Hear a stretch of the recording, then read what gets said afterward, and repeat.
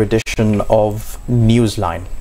Here in Sri Lanka, given the current situation in the country, we are looking at really integrating ourselves with the global village. And to do that, of course, maintaining international relations is of utmost importance. Many questions have been raised on how Sri Lanka is handling the situation right now, at least on the international front, because we know for sure that we are not getting out of this rut without the support of the international community. And during the past few decades, we have made certain mistakes. We have forgotten certain historic friends. So it's very important to look at where Sri Lanka was historically. We speak a lot about our 2,500 years of history, our 2,500 years of heritage. But do we really understand this? Do we really use this heritage that Sri Lanka has to our advantage? To discuss these matters and much more, we've got today on our show Dr. Zameer Careem. He is a historian. Thank you very much, Doctor, for joining us on our program. Thank you so much for inviting me. It's such a pleasure to be on the show. So, Zameer, let's start off with Sri Lanka's historic connections with the world. Now, certain things that we all know is that Sri Lanka had very close ties with countries like India. We didn't have very close ties with China, but we did maintain certain ties with China, European countries. But the world is increasingly becoming a smaller and smaller place. Let's start off with some of Sri Lanka's historic friends that we have forgotten right now. Okay, so talking about Sri Lanka, given the geographic position of our country, the strategic location of Sri Lanka on the crossroads of the major maritime routes, we know that since the dim infancy of the world, Sri Lanka has played a pivotal role when it comes to maritime trade. So we have maintained very good relations, as you pointed out, with India, given that India is our neighboring country, with countries that now make up the Indian subcontinent, whether it be with Pakistan or with Bangladesh, as well as with the rest of India. We have maintained very close diplomatic, political, trade, cultural ties, as well as religious relations, which we have maintained since time immemorial. But then we have also played a pivotal role in terms of trade. So as a result of our strategic location, as you pointed out, we did maintain good ties with China since the time of Aryan, or even prior to the advent of Aryan and prior to the advent of various other explorers who came from China, and also with Southeast Asia. So whether it be with Myanmar, which was formerly Burma, likewise with Indonesia, with Malaya, when they were part of the Srivijayan Empire, for example. So even during this period, we maintained very close relations with those countries. I talk about Southeast Asia. Then talking about the Arabian Peninsula, as well as with Africa. Now, people have completely forgotten that we have very strong relations which we have maintained since remote antiquity with the Arabian countries, with the Arabian Peninsula, as well as with Africa. So Africa is like a continent which we have forgotten, unfortunately. But since ancient times, even when we talk about the sacred Adam's Peak, we do know that there have been pilgrims who have surged into our country from every nook and cranny of the world, also from places like Africa, from Ethiopia, for example. So the Queen of Ethiopia, or the eunuch of Ethiopia, is believed to have visited our country. So Sri Lanka, as well as Adam's Peak in particular, was a sacred site, and we had pilgrims, we had traders who came from what is now Ethiopia, from Djibouti, from Eritrea, from the eastern coast of Africa, from Madagascar. I'm not talking about the colonial period, prior to the colonial era, and prior to the colonial period as well, we maintained very good relations with Europe. So normally when we talk about our historical relations with Europe, we normally believe that it's during the colonial period, but even during the whole Roman Empire, during the Greek Empire, even during the Byzantine times, we had very strong relations with what is now Europe, as well as with countries like Turkey, for example, or Turkey as it is known right now. So unfortunately, not many Sri Lankans, when it comes to youngsters, we all suffer from what is called historical amnesia. Not many youngsters are conscious of the fact that Sri Lanka has maintained very strong relations with countries like Turkey, as well as with Central and Southeast Europe.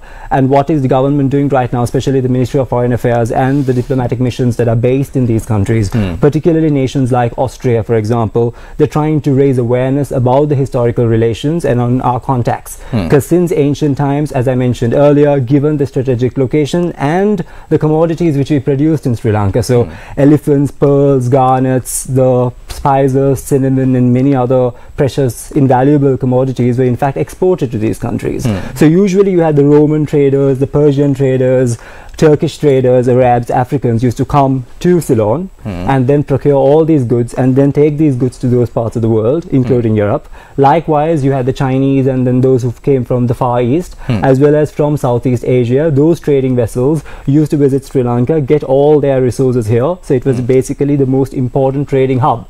So this is prior to the colonial period, and when you look into our history, you'll come across many kings who maintained very strong relations, the most notable among them being Parakram Bahu the Great. So we had ministers who were proficient in languages like Sanskrit, Greek, Chinese, and even Persian. So even if you read the writings of Ibn Battuta, the famous Moroccan Berber explorer, so when he came to our country in 1344, he writes, he in fact identifies the king of Sri Lanka as Sultan Arya Chakravarti. So Sultan is basically a title that is used mainly to identify Muslim leaders, Muslim kings. But we did maintain good relations with the Persian Empire and other Muslim empires at the time. But this is in the 14th century. So he writes that Sri Lanka maintained good relations with countries like Yemen. We had trading vessels sent to those parts of the world. And what's interesting is that even Ibn Battuta mentions that in Sri Lanka there were Persians and other communities residing. And Colombo was under the control of this sea lord called Jalesti, and he had 400 Habshis in his army. So Habshis are basically Africans, those who hailed from Abyssinia, which is present-day Ethiopia. So talking about 14th century, we had people who hailed from Africa who were here.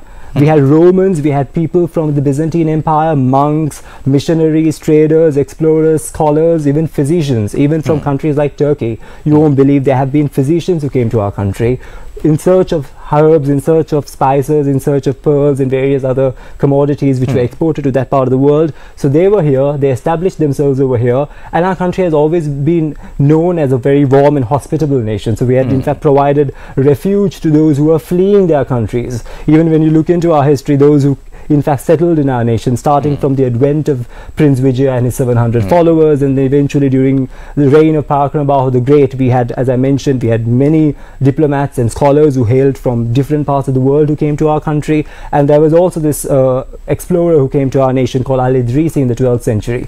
So he writes that Sri Lanka was home not just to Sinhalese, Buddhists, Tamils and other communities that we know, but Sri Lanka was also home to Jews, Musendans and Manichaeans, and those religious groups also lived in our country. Sri Lanka was also home to Zoroastrians who came from Persia, and we still have the Zoroastrian population in Sri Lanka. So we had the Parsis in Sri Lanka. Unfortunately, when I go to universities and deliver lectures on ethnic cohesion and social harmony, what is very difficult to kind of digest is the fact that many of our youngsters have absolutely no idea that Sri Lanka is home to a plethora of ethnic and religious groups. They only know of the Sinhalese and the Tamils, and because of this ethnic division and the ethnic war that we had for 30 years that separated our country on ethnic lines, people only focus on the Sinhalese and Tamils and have forgotten the contributions made by many other ethnic and religious groups in our country. And that was the whole reason behind doing Lost and Forgotten on MTV Newsfirst. And that was to kind of highlight, and it was wholly devoted to raising awareness about minority groups in Sri Lanka. So you spoke about social harmony and the fact that so many people lived together in Sri Lanka, even from years and years ago. You also said that the younger generation, of course, doesn't pay too much of heed to the history of our nation, to the rich history of our nation. But of course, how can you blame them when there are so many subjects to study in school? True. But Zameer, really, how important is it for us to understand our historical roots in our quest towards development, in our quest towards engaging better with the international community, and most importantly, in our quest to achieve social harmony here in Sri Lanka? As I keep saying, if you do not know where you come from, you'll never appreciate where you're going. So history plays a pivotal role in understanding the mistakes that were committed in the past and to make sure that we do not repeat those mistakes and we rectify them. So what we could learn a great deal from our past, and given that Sri Lanka has maintained very good relations, unfortunately not many people have in fact indulged in the whole process of researching our historical relations. Like as you mentioned, yes, we do know our historical ties with India and with China, but we did maintain historical ties even with countries like Turkey, for example. So over the last 11 months during my time in Turkey, I realized that not many Turks do know about Sri Lanka, and not many Sri Lankans know that Turkey is a country that is a secular nation. Many of my friends have in fact asked me, do Turks speak Arabic? And do you find camels in Turkey? So I was flabbergasted to learn that not many Sri Lankans do know that the Turks have been visiting our country since remote antiquity, since the Byzantine era. So even prior to the advent of the Turks and prior to the introduction of Islam in the region, we have had monks, we had pilgrims, we had physicians. Even during the Seljuk era, after the arrival of the Turks as well, the Seljuks maintained very close ties with South India as well as with Sri Lanka. Likewise, as I mentioned earlier, while exploring the historical relations with countries like Austria, Southeast Asia, people have no idea that we had good relations with countries like Czech Republic or with what is present-day Slovenia, Slovakia, erstwhile Yugoslavia. This is prior to the colonial period. Even during the time of the Holy Roman Empire, during the Greek Empire, during the Roman Empire, and even with countries in Africa. Now, the reason why it's important, it is timely and necessary and pertinent to explore the historical relations, is that right now, in order for us to strengthen our diplomatic, our cultural, our political relations with countries, I think history would play a pivotal role, and it would be, in fact, a good medium, an effective tool in order to strengthen our ties. Because when you really go deliver lectures in countries like Austria or in Czech Republic or in these countries like Slovenia, Slovakia, as I mentioned, they are surprised to learn that there have been people from their countries, including places like Hungary. There have been ministers, royals, aside from those pilgrims and traders and missionaries who came to our country, there have been aristocrats who came from that part of the world. There were scientists, there were scholars, there were botanists, there were archaeologists, there were historians who came, and even royals. And the reason they came, aside from trophy hunting, which was huge at the time, that is big game hunting, hunting elephants in Sri Lanka. Sri Lanka was the destination when it came to elephant hunting, and people used to come to our country, shoot elephants, and then collect their relics and take them back to countries in Europe. So it was popular during the colonial period. And even during the colonial period, there were scientists who came to our country, and Ceylon was a prosperous nation. Now, the reason why the Europeans came to our country is because of the fact that we had the commodities, we had the natural resources, we are rich in resources aside from the minerals and the gems and the sapphires. If you really look into the history of Europe and then European crown jewels, the jewels that were worn by the aristocrats and the royals and the squires, whether be in Britain or the rest of Europe, you'll realize that most of these jewels that are exhibited over there, and the ivory objects that are made of ivory, whether be in Persia or in the Arabian Peninsula, even if you visit all these museums in Europe, you'll be surprised to find that most of these items in fact went from Ceylon. So Ceylonese sapphires were used by the Carolingian Empire, whether it be the talisman of Charlemagne, or whether it be the jewels that were worn by all these royals, whether it be Queen Victoria or Queen Elizabeth II, or dating back to 12th century Edward's crown, or whichever royal crown and royal possessions. If you really go through their history and realize where did these sapphires come from, because our sapphires were prized and highly sought after, from Marco Polo to Fahien and all these renowned explorers at the time, even Ibn Battuta. When you read their itineraries, when you read their writings, you'll be surprised to learn that our country was so important at the time. And then during the colonial period, starting from the 16th century all the way up until the mid-20th century, the reason why Europeans came to Ceylon is looking for better opportunities, seeking greener pastures. Like how Sri Lankans right now are migrating to foreign lands looking for better opportunities, back then from Europe, aside from what we now know as United Kingdom, Netherlands and Portugal, who controlled our country, the maritime provinces, and then the British managed to control the entire nation.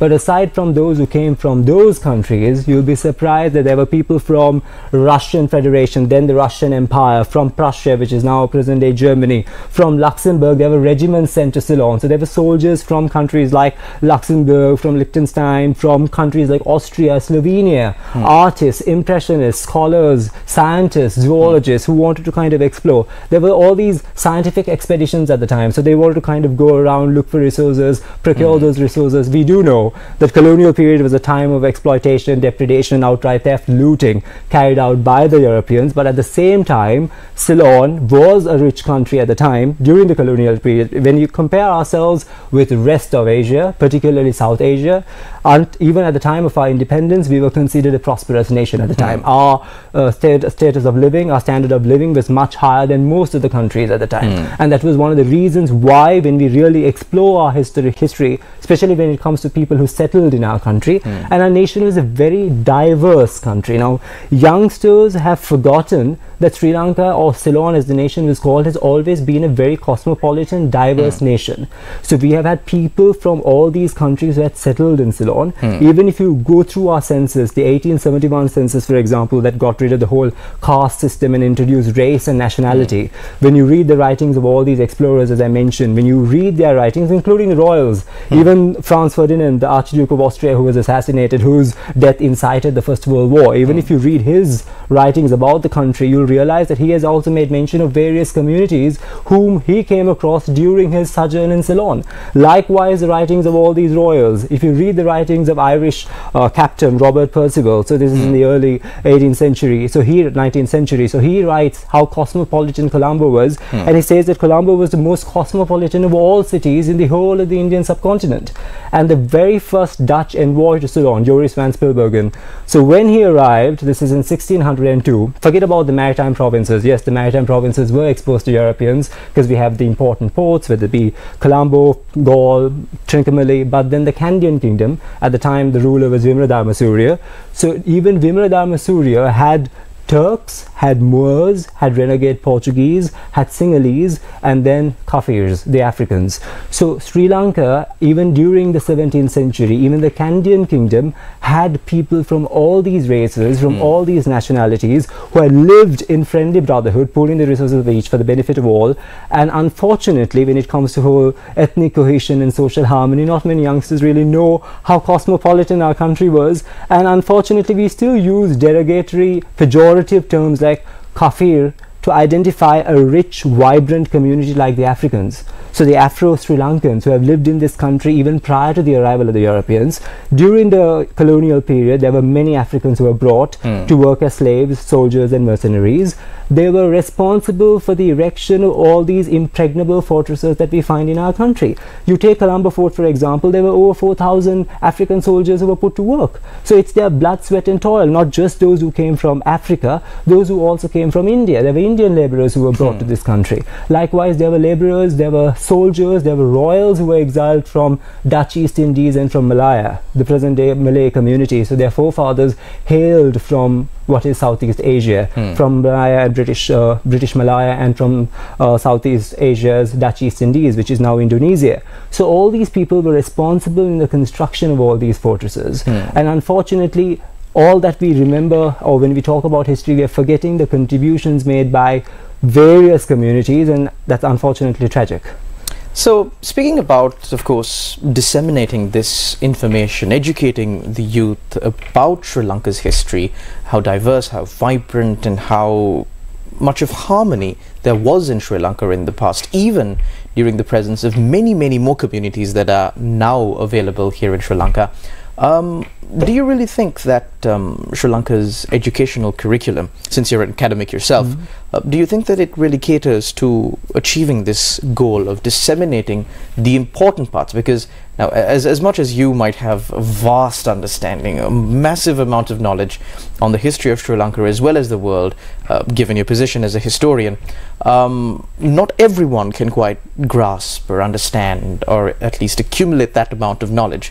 So how best is it to give the best parts of history to Sri Lanka's youth so that they could obviously learn from their mistakes and create a better future? True, as you rightly pointed out, unfortunately the curriculum, so when I was in school I wasn't taught anything concerning various communities that lived in the country. I had absolutely no idea about communities like the Parsis or the Sindhis or the Boras or the Maimans and their contributions to the society. And as you said, even if you go to talk about cultural awareness, I think it should start when it comes to places like institutions, educational institutions in schools. The curriculum has to undergo tremendous change. Likewise, even if you visit museums, unfortunately, the topic that I've been discussing in the recent past has been representation of minorities in museums. You go to the Colombo National Museum, yes, there is a textile gallery, there are a few communities that are represented, the Sinhalese, Tamils, the Malays, the Burghers, the Moors are represented. Then what about other minorities and other ethnic and religious groups that reside in this country? The Parsis, for example, the Sindhis, Boras, Chettis, Khojars, Maimans, the Africans who live in our country. And as I mentioned earlier, communities is we should stop using all these pejorative, contemptuous, insulting terms to identify certain minority groups in Sri Lanka. Unfortunately, the youngsters have absolutely no idea about the contributions made by individuals who belong to other communities. Like, for example, even when we talk about Sri Lanka's fight for independence, we have to in fact constantly remind our youngsters that we had people like Sir Ponnambalam Ravanathan who in fact filed a petition during the colonial period for the Sinhalese war heroes to be released from prison. And it was Sir Ponnambalam Ramanathan who played a huge role, this is in the 1800s, in the 19th century, in order for Vesak to be celebrated as a national holiday in Ceylon. So it was done by a man who hailed from Jaffna. And then when it comes to his brother, Sir Ponnambalam Arunachalam, he was instrumental along with Sir James Pieris and Sir Marcus Fernando. So they were pioneers in establishing the University of Ceylon. And likewise, when you really look into our history, 1931, a significant year for Ceylon, because Ceylon became the very first Asian country and the first British colony in the world to in fact accept universal franchise. So women were given the right to vote. And this was achieved in Sri Lanka under the Donamo Constitution. And talking about the ladies who were part of it, who spearheaded the whole movement, we had people like Agnes Nell de Silva. So Agnes Nell was in fact a Dutch burgher. Likewise, we had ladies like Nalama Murugesa, who was in fact a physician from Jaffna. So she started this movement in the 1920s, early 1920s. And this was a lady who was a physician from Jaffna who wanted the women to be given the right to vote. And then when Agnes Nell de Silva was questioned whether the Indian Tamils, the indentured laborers who were brought to work on the plantations of our country, should their women also be given the right to vote, she said yes. And that really shows that our women at the time, in the 1930s, 1920s, we had women from different walks of life representing various communities who fought for a common cause. We had Doreen Young Wickramasinghe. We're also forgetting about the Jews who came to our country. So when we talk about the Holocaust and people being persecuted as a result of this whole religious propaganda and all that happening in Europe, Sri Lanka, or Ceylon as the nation was then called, was a refuge for all those emigres, all those Jews who came to our country. There was a significant number of Jews who settled in our country during the colonial period, and unfortunately our youngsters have absolutely no idea that people like, for example, when you go to Kandy, you have this Kandy clock tower, and the Kandy clock tower was erected by a gentleman named Muhammad Ismail, who was a Muslim. And it is built according to the Sinhalese traditional architecture. Likewise, you go to the Sima Malak temple, which is part of the Gangaramaya temple. So this temple, when it was in a state of a dilapidated state, had fallen to wreck and ruin in the 1970s. They wanted to kind of reconstruct the building and revamp the whole place. So the architect behind it was Jeffrey Bawa, who was someone of Muslim, European, Sinhalese, French heritage. And then the person who in fact financed the whole construction was Musaji, who was a Bora. And likewise, you go to Colombo, you have all these clock towers and lighthouses and all that. So when you see Khan Clock Tower, the Khan Memorial Clock Tower, and there was a Khan Memorial Hospital, and these people presume, okay, because the surname is Khan, it was erected probably by a Muslim merchant, but the answer is no, it was built by the Parsis, by Zoroastrians who believe in this religion called Zoroastrianism, which is one of the oldest still practiced monotheistic religion. So unfortunately, when you talk about the Zoroastrians, you have to ask students, do you know Ratan Tata, for example? So Ratan Tata, Poonawala's, Godrej in India. So they're all part of the whole Parsi community. So the Parsi community, a mercantile community in Sri Lanka, I do not want to mention names of some of the largest conglomerates in Sri Lanka, are run by the Parsis. The Sindhis, for example, unfortunately they don't know that the Khan Clock Tower was built in memory of Framji Bikaji Khan. There's a Framji house in Methodist College. There was in fact a hospital that was donated. And not just these minorities, but even when you talk about the flag of Sri Lanka, in 1948, prior to us gaining independence in February, in January, it was a Mudaliyar from Batiklo called Ahmed Lebbe Sinelebbe who proposed the idea of adapting the royal standard of the Kandyan kingdom as the national flag of our country. Unfortunately, not many youngsters know it, and when this proposal was put forth in January 1948, there was a lot of opposition. Yes, there was a council formed under the leadership of Right Honourable D.S. Senanayaka, who was our first premier, and then there were people like Gigi Ponnambalam, S. Nadesan, there were many Tamils and those of other communities who were part of this council who accepted the whole singular flag, the national flag, to be the lion flag which was used during the Kandyan kingdom. So unfortunately, stories about the representation of communities are not known to the youngsters of our country. So that's the plight. Well, of course, Zameer, you've given us quite a lot of information about Sri Lanka's rich history, but however, unfortunately, this rich history, or only very, very little of it, is taught to the youth in Sri Lanka. And there needs to be a lot done, of course, for people not to just learn history, but to really understand it, and in the end use it to our advantage to build a better future. And of course, academics like you taking Sri Lanka's name to the international community, educating the international community about their historic ties with Sri Lanka, and also Sri Lanka's historic ties with those countries, is definitely playing an important role in Sri Lanka's journey towards development. Thank you very much, Dr. Zameer Careem, for joining us on our program today. Thank you very much, as always, to all our viewers out there for tuning in to another episode of Newsline. Until we meet again, take care and God bless.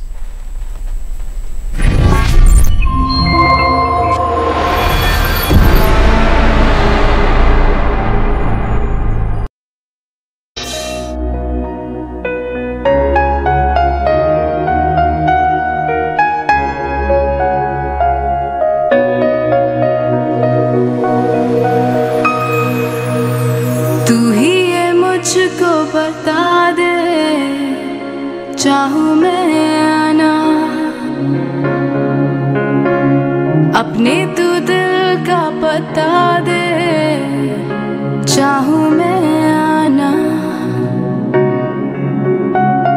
इतना बता दूं तुझको, चाहत पे अपनी मुझको यूं तो नहीं तेरा,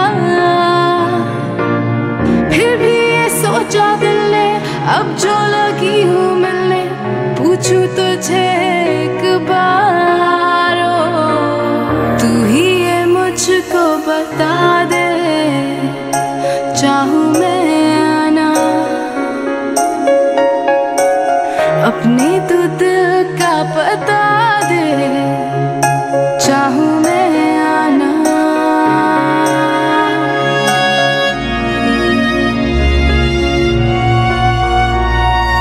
ऐसी